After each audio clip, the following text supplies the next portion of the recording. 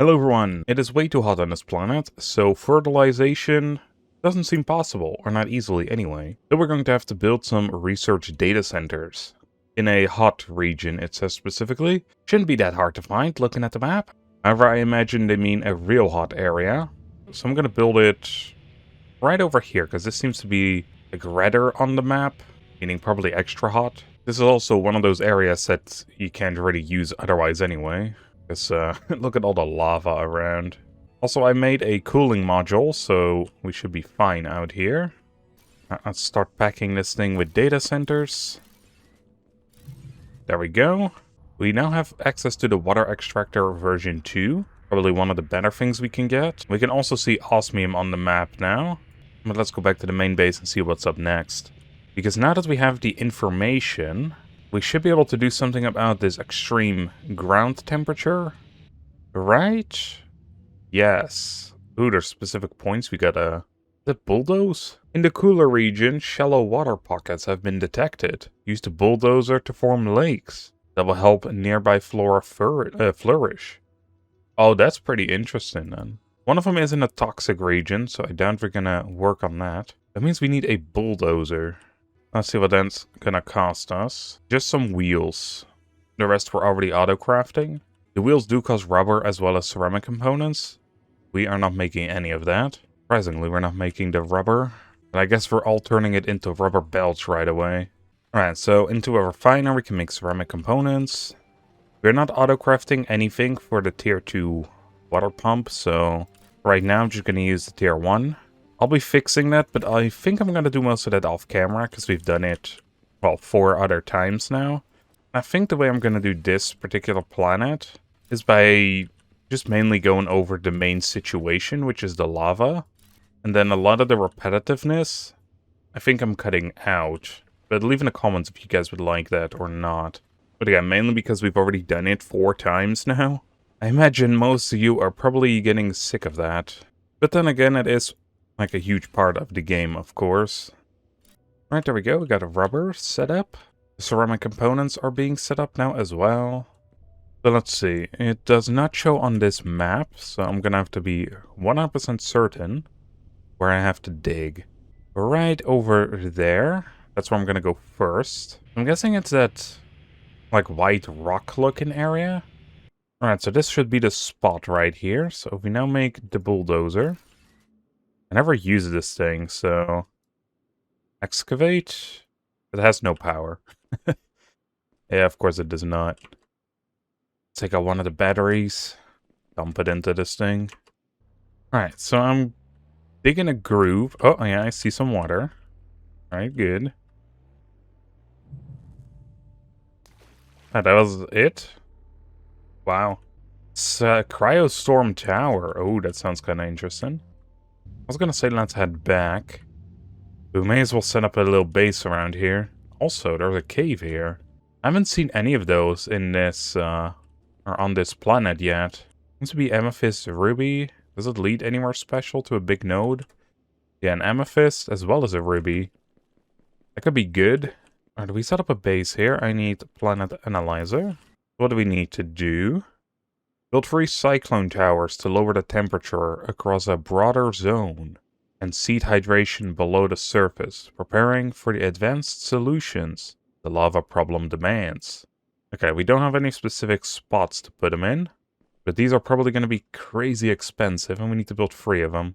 Thermal regulators. I don't think we can craft those yet, meaning we'll have to go back to base regardless. Because I think we can unlock those from the material analyzer. Luckily, because I'm getting rubies, we can advance this again. Alright, advanced assembler. I think that's one of the things where we need to craft it in. We get a warming unit on this planet. Oh, we already have access to thermal regulators. Rubies as well as ceramic components. Are there any ports around any of these ruby nodes? There is one right here, so that's going to be quite easy. May as well build it over there then. But while we're back here anyway, may as well analyze the amethyst as well. The next one should be uranium, I think. I haven't seen that on this planet yet, though. Oh, we also now have access to tier 3 warehouses. It's gonna cost so many items we don't have. Yeah, uranium is up next. But I imagine that is like up in the radiation zone. The thermal regulator's pretty easy actually still. Funny enough, it requires the ceramic component that we were crafting over there. Now I went all the way here, but we are unable to craft the advanced miner tier 2. It's a hot region as well. That's no big problem, we need power anyway, so these geothermal units, they can start cooling down the area. Alright, I would love to place a tier 3 drill on this, but sadly we don't have that unlocked just yet. Which sadly means that the tier 1 here is actually fast enough, the tier 1 conveyors. I was thinking of switching them out, but the version 2 of the advanced miner can only mine 30 rubies at a time, or per minute. And this thing can do 60 a minute, so gonna be going fast enough. Alright, and here we go. This one is also producing 30 a minute, but it takes 2 rubies, so it's gonna only make 15 every minute, at most currently. Until we can find diamonds, and we can make a diamond drill. I love how we had to get groundwater, yet we're not going to do anything with that just yet. Or by the looks of it at all. Like, I guess this is how we can form trees on the planet. But you would think it's part of the actual quest line. I'm gonna craft a couple of these by hand. Again, we need 3 of these towers, so I'm going to need a ton. Right, this is probably going to take a ton of power. So what I'm planning to do is place down a geothermal plant. I love how it says providing 0% of 32 megawatts demand. Like, what? We built this thing for damn power, my guy. You are the power supplier. Don't be demanding it. Well, let's also create... My god, this thing is huge. I was going to place it over here, but our bulldozer is kind of in the way. There we go. This thing is huge. Alright, good. It is now supplying with power. Hopefully that's enough, because how much does it need? 900? Yeah, okay, that's more than enough. Almost doubles it, so that's great. Now we just need to go to a couple different locations and build one of those there. So let's go over here to where our current main base is. Now let's start plopping one down as well. Of course, as well as the geothermal, because it's not gonna get powered otherwise. Because the geothermal units we've been placing down up to now only do 10. So I would have to place like 90 of them down. Seems a bit much, doesn't it? And then the next one I'm gonna do on the complete opposite side of the planet. Right over here.